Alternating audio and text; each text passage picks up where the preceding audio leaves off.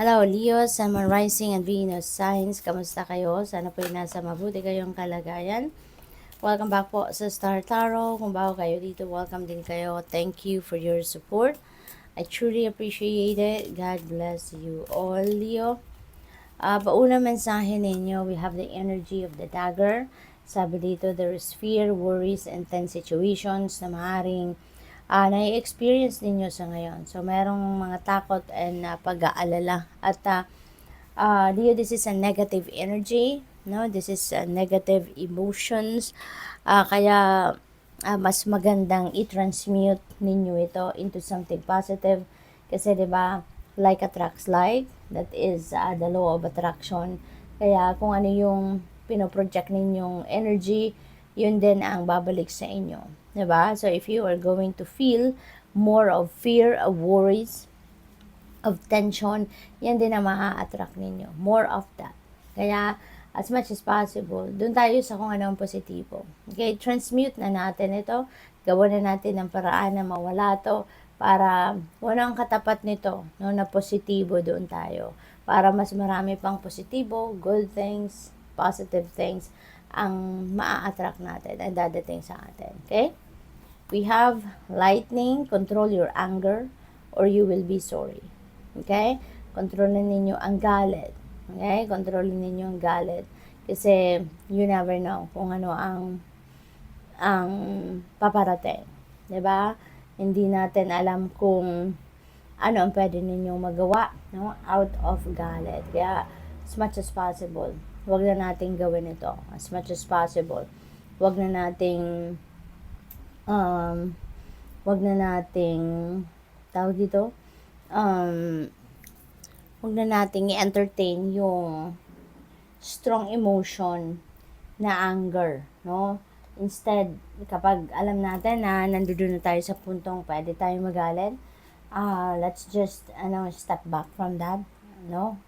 As much as possible, talikuran natin yan, breathing exercises tayo, inhale, exhale, hingang malalim para makalma natin ang senses natin, makalma natin yung mga cells sa katawan natin nang sa gayon, hindi na tayo umabot sa magkaroon tayo ng outburst, no? Kasi it's not really going to help us in any way, no? Lalo-lalo na kung meron kayong mga sakit, kunyari, may hypertension kayo, diba? Nako, hindi maganda talaga ang magagalit. Kasi you never know, diba? Mainit pa naman ang panahon, kaya ingat tayo, okay? Extra ingat. Yan, mga ganon, mga mararamdaman natin yan, makokontrol natin yan. So, those things that we can control, diba? Let's control it. We have career. Ayan, ang iba sa inyo, maybe you're going to be focusing on your careers. Sa ngayon, there could be a career move na mangyayari rito. Baka meron kayong kinoconsider na bagong career path, or baka bago kayo, no? Bagong pasok kayo sa isang bagong career. Kaya, congrats din sa inyo. Pwede rin na yung sitwasyon na to, link to your new career. So, pwedeng ganun din ang ganap. Kalma lang. Okay? As much as possible, kalma lang at saka magdasal, no? Magdasal is imbes na magagalit, imbes na mag-worry, ialay nyo na lang yan lahat sa Panginoon. Kasi hindi kayo papabayaan ng Panginoon, no? What else? We have both. Wow, Leo, napakaganda. There is money or property through an inheritance, winning or windfall. So, mayroong mga perang dadating dito na maaaring galing sa panalo, or mayroong biglang dadating na kaperahan, or pwedeng mayroong dadating na pamana. Diba? Baka hindi ninyo ito inaasahan na inheritance na ito. But maybe yun, baka mayroong malaking amount ng pera, no, na maaaring dumating sa inyo. We have hills, obstacles to overcome. Ayan, so merong mga obstacles na kailangang malagpasan ninyo sa ngayon. But this is hills, no? So maliliit lang to, mabababa lang. Hindi ito ganon kalaking problema, hindi ito ganon kalaking obstacle na kinakaharap ng iba sa inyo rito. Kaya kalma lang. Kaya as much as possible, try to calm down at pasasaan ba at yan ay masusolusyonan mo din always remember na wala din namang obstacle na ibibigay sa atin ang divine universe na hindi natin kayang lagpasan. Kaya, hindi yan madadala, no? Hindi natin malalagpasan ng mga ganyang obstacles kung tayo magagalit, kung tayo matatakot, kung tayo ay magkaka-outburst, no? It's not going to help. It's just going to intensify the negative energy. Kaya as much as possible, focus tayo doon sa kung anong magagawa natin para maging mas maayos ang ating sitwasyon. We have throne, position of authority. Okay? So, nandito tayo sa posisyon na baka kayo ay mapopromote or baka kayo ay nasa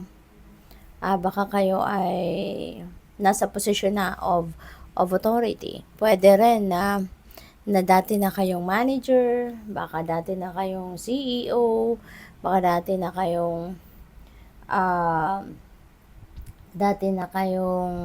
tawag dito, nasa managerial position, so pwedeng gano'n. Pwede rin na you will be dealing with people, no, na nasa position of authority. Pwedeng meron kayong pakikipag-usap na gagawin. We have flute, disappointment in a friend or lover. Ayan, so meron kayong disappointment, no, hindi ninyo siguro inaasahan din, no, na madidisappoint kayo, mabibisit kayo sa isang kaibigan or sa lover ninyo, sa person ninyo. Kaya lang, di ba, hayaan mo na, palagpasin mo na lang yan, kisa kayo yung may stress, kisa kayo yung mainis, di ba? Palagpasin mo na lang yan. Lahat tayo nagkakamali, lahat tayo nagkakaroon ng shortcomings. We have bull, do not back down from opposition, show strength and fortitude. Okay? Kasi, huwag nating hayaan na tayo ay apak-apakan, no, ng kung sino man. Ipaglaban natin ang dapat na ipaglaban, you know. Huwag kayong susuko, no, kung alam ninyo na meron kayong karapatan, kung alam ninyo na meron kayong kung nasa tama kayo, then ipaglaban ninyo yan. What else? We have vine, seek out information that will help you. Yeah, maybe this is related to these obstacles, no? So, magtanong-tanong kayo, makipag-usap kayo sa kung kanino man na alam ninyong makakatulong sa inyo, makakabigay sa inyo ng impormasyon, makakatulong sa inyo na maging maayos, no, ang inyong sitwasyon dito, then go for it, okay? Magtanong-tanong, mag-isip-isip. We have ant, work, achievement, and success. Ayan. So, baka meron kayong bagong trabaho. Or possible din naman na meron kayong tagumpay, no? Meron kayong mga achievements sa inyong trabaho sa ngayon. Kaya maaring ito rin yung ninyo. Ito rin yung you're going to be very proud about. Diba? Kasi mapagtatagumpayan nyo na kung ano man ang mga ano man ang nasa trabaho ninyo at ano man yung mga pinagsisikapan ninyo. We have diamond, you will be receiving or giving a precious gift. Ayan. So, it's either kayo yung magbibigay ng isang mahalagang importanteng regalo or baka kayo ang makakatanggap, no, ng regalong ito. What else? We have both. Increase your efforts if you want to achieve your goal. Okay? So, dagdagan nyo pa yung effort niyo, dagdagan nyo pa yung tinatrabaho ninyo, dagdagan nyo pa yung effort na ibinubuhos ninyo rito sa kung ano man ang goal ninyo para makuha ninyo ito, ma-achieve ninyo ito. Okay? We have grave, birth, or conception of a child or enterprise. Okay, so this is good news. Then, para sa inyo, Leo, kasi maaaring meron kayong mababalitaan na ikakatuwa ninyo to, na baka someone is buntis, or someone ay mga nganak na, or nanganak na, or pwedeng meron kayong bagong enterprise, no, nabubuksan, nasisimulan. So, good luck sa'yo. Thank you for watching. Love and light. Namaste.